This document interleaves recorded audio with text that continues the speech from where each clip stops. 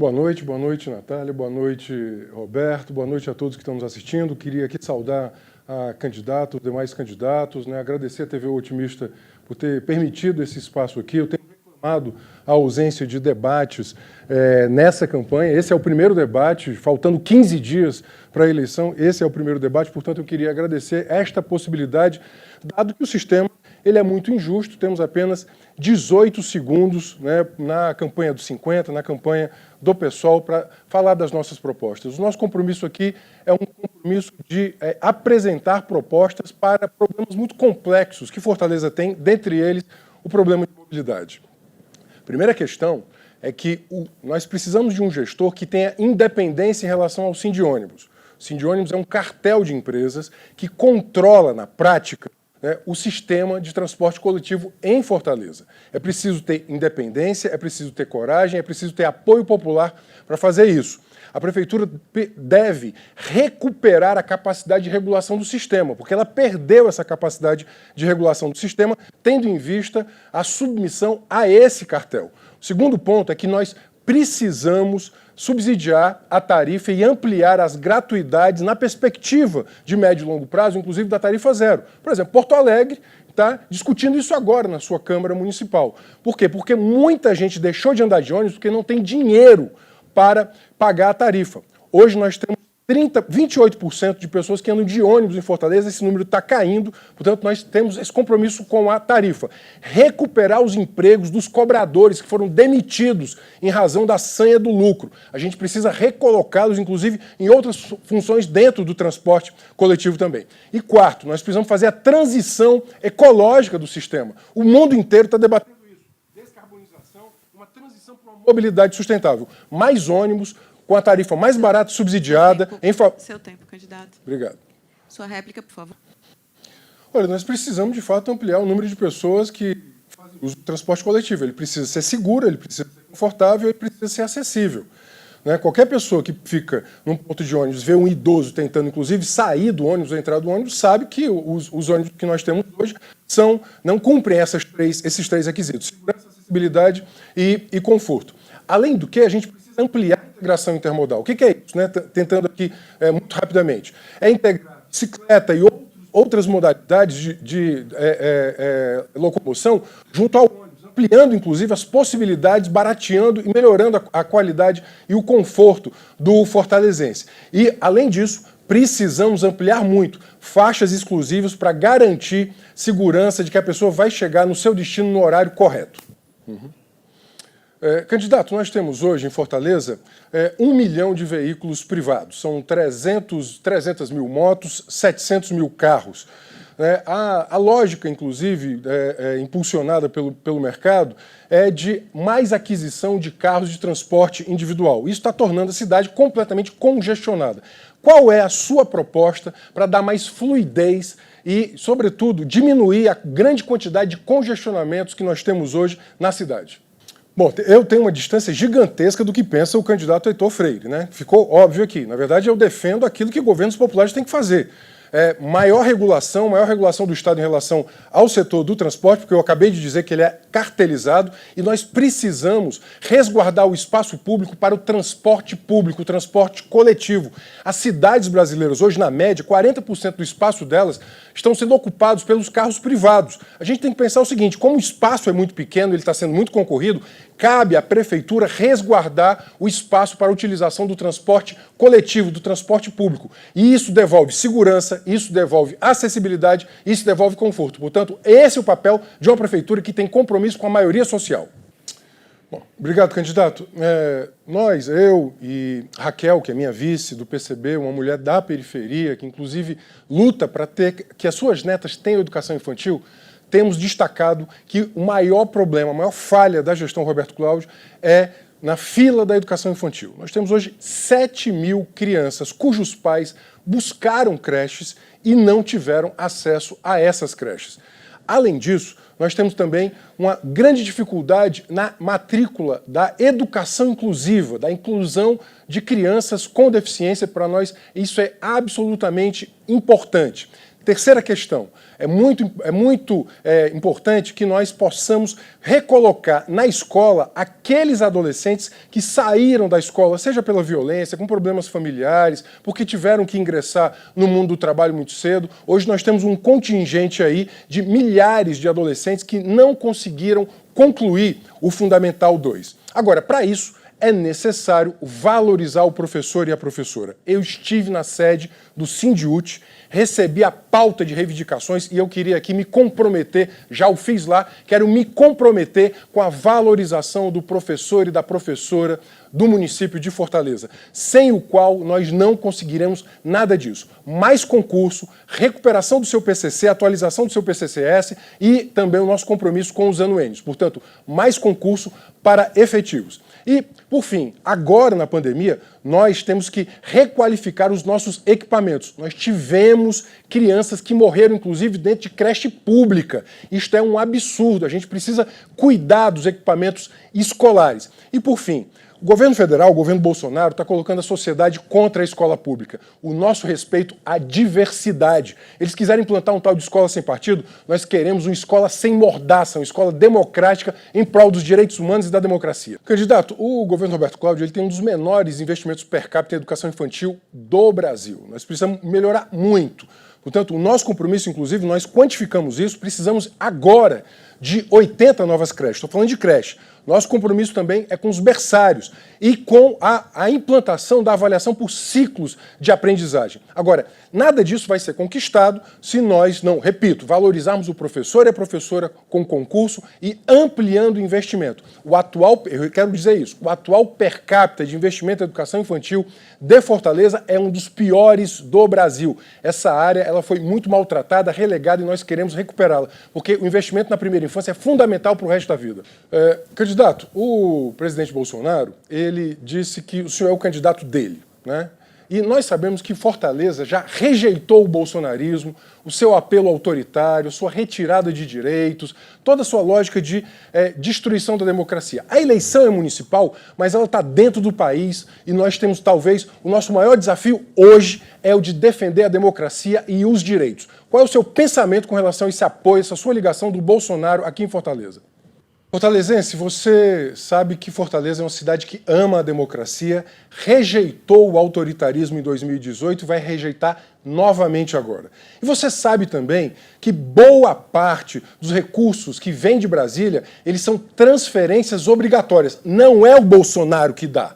Não é ele que define isso. Está na Constituição, está na lei. Inclusive, se essas transferências não forem feitas, ele pode ser, inclusive, impedido, ele pode ser processado. O candidato Wagner assumiu que é o candidato de Bolsonaro. Portanto, nós não podemos deixar o bolsonarismo crescer no Nordeste a partir da nossa cidade. Nós amamos a democracia e vamos recusar o bolsonarismo e o autoritarismo. De fato, nós, do PSOL, PCB, nós compreendemos a cultura como um direito humano que tem que ser garantido através de políticas públicas. Lamentavelmente, o governo Bolsonaro está desmontando o Sistema Nacional de Cultura. Acabou com o MINC, acabou com o Ministério da Cultura, está aparelhando o IFAM, a Cinemateca, né? Na verdade faz uma cruzada, né? uma guerra ideológica a partir dos aparelhos de cultura. Então isso é repudiável, repugnante, é indignante. Aqui em Fortaleza, nós temos que urgentemente ampliar o orçamento da Secultifor e de toda a função cultura. O Plano Municipal de Cultura, ele determinava investimentos de pelo menos 1% do orçamento na função cultura na Secultifor. Hoje a Secultifor ela não chega sequer a 0,5% do orçamento e toda a função cultura não ultrapassam 0,9%. Vou repetir isso bem lentamente. 0,9%. Então, a primeira coisa é retomar os compromissos do Sistema Nacional de Cultura, do Plano Municipal de Cultura, ampliar os orçamentos. Para que isso? Para que nós possamos ampliar, inclusive, a cobertura de equipamentos, a formação, aproximar, em especial, as políticas de cultura dos fazedores de cultura que estão nas periferias. Em cada periferia dessa cidade tem Islã das Minas, tem sarau literário, tem biblioteca comunitária. Você chega lá no Curió, por exemplo, tem biblioteca comunitária. Isso é feito, né, por iniciativa da sociedade. Nós temos que colocar mais orçamento, né, e permitir, sobretudo, que a política de cultura ela seja definida pela sociedade, em especial pelos produtores de cultura. Cultura é que dá sentido à existência, dá sentido à nossa democracia, dá sentido à nossa vida e é fundamental para a gente viver bem. Por isso mesmo, nós temos compromisso com a cultura como direito. Gente, uma coisa que esses anos todos de militância de direitos humanos me ensinou foi que a cultura, a política de cultura, ela é fundamental na prevenção à violência, por exemplo. Nós precisamos incentivar muito a cultura, sobretudo nos territórios em que os jovens estão. Jovem é, sobretudo, a possibilidade de dar um outro sentido à vida, à existência, promover a vida. Nós queremos levar a cultura para lá. Foi esse o grande ensinamento que o Comitê de Prevenção de Homicídios, né, que eu fui relator e hoje presido, nos ensinou que é muito importante incentivar a política de cultura, em especial nos jovens, e aproximando os equipamentos de cultura. Em geral, esses equipamentos estão muito longe da periferia e muito longe dos jovens. Nós queremos aproximar. Candidato Samuel, morreram até o dia 21 de outubro deste ano 177 adolescentes e jovens de 10 a 19 anos. Aqui em Fortaleza. 500 no estado do Ceará. Nós entendemos que o papel do município não é o da repressão, é o da prevenção.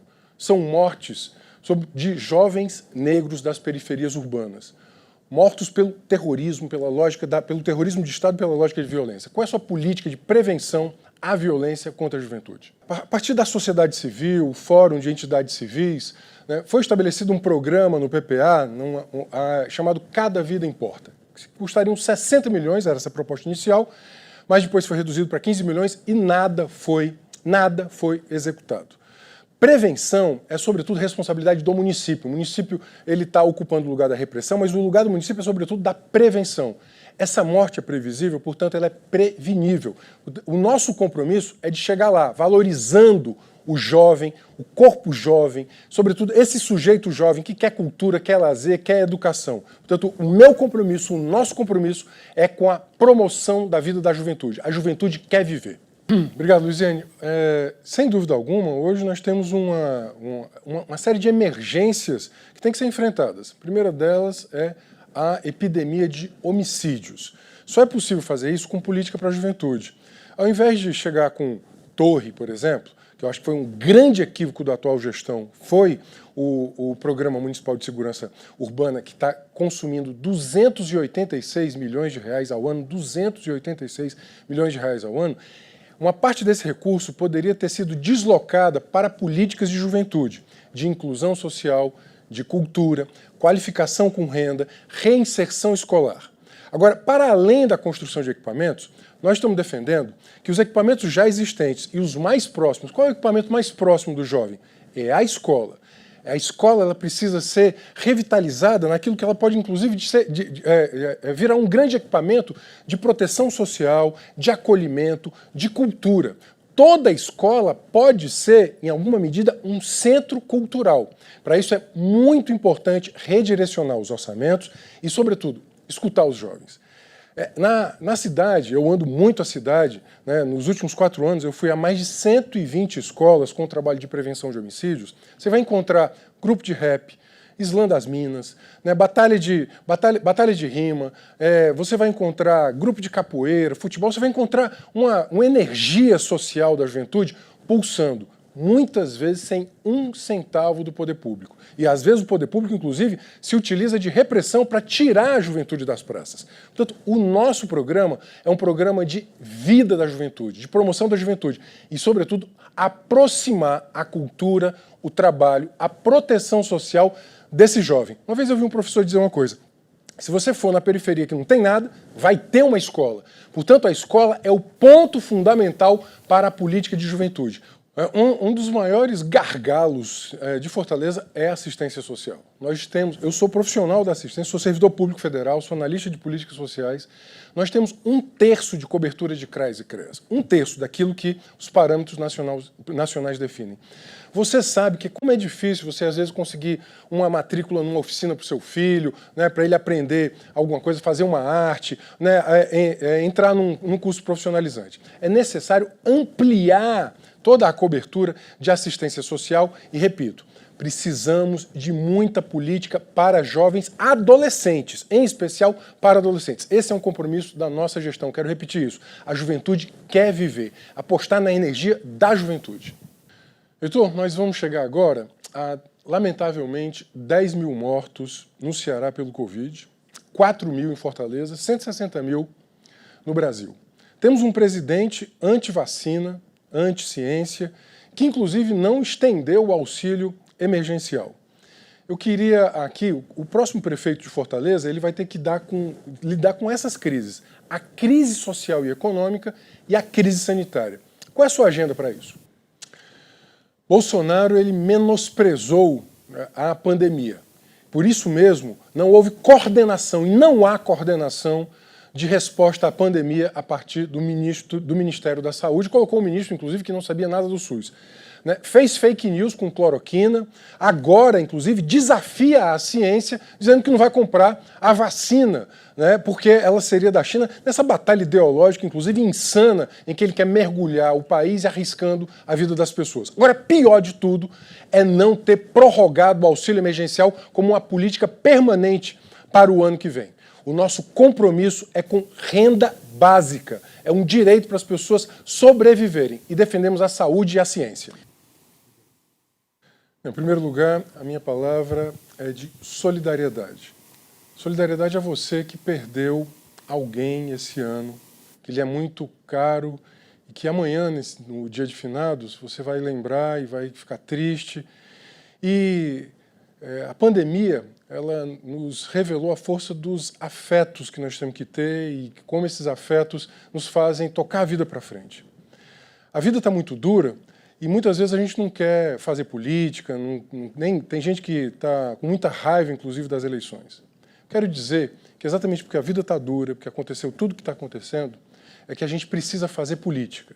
Porque a política é que pode reorganizar a vida, que pode garantir alimento, saúde, educação, moradia, paz, igualdade. É por isso que nós estamos aqui na política. Nós do PSOL, do PCB. Eu não ando só. Eu ando com a Raquel Lima, que é uma mulher da periferia urbana, e que ela é uma grande lutadora que, comigo, ela tem um projeto para essa cidade.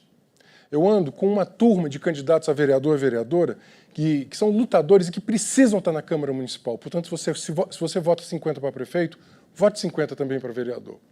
Mas, além da solidariedade, eu queria também chamar a atenção para um sentimento fundamental na política, que é o da esperança.